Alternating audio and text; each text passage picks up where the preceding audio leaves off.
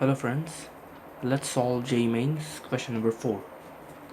So the question number 4 is trying to implicate that if there is one particle of mass m and velocity 2v moving through the x direction and another mass m of another particle of mass 2m and velocity v is moving through another y direction, both gets collide and collision is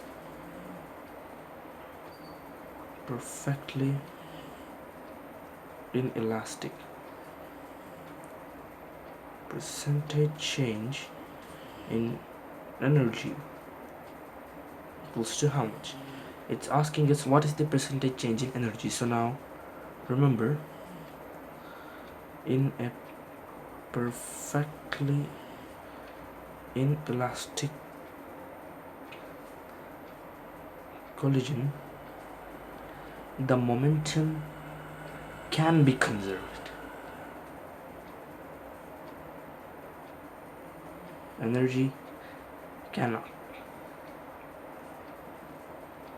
So now here, conserving the initial momentum of the x particle itself is mv is equals to the after collision the mass 2m plus m into velocity in the x direction. So we can implicate here 2mv is equals to 3mvx, and thus velocity in the x particle is equals to 2 by 3v. So now here we have a shortcut. So if the velocity of x is 2 by 3v, as the momentum is same as m2v and m2mv, so the velocity in the y direction is equals to the velocity of x direction is equals to 2 by 3v, as momentum is same. Alright, now let's calculate the initial kinetic energy equals to half m v square plus half m v square is equals to half of 4mv square plus half of 2mv square. We get 2mv square plus mv square equals 3mv square, initial kinetic energy. And now when the two particles combine, kinetic energy final equals to half of the total mass, that is 3m, into total velocity in both x and y direction,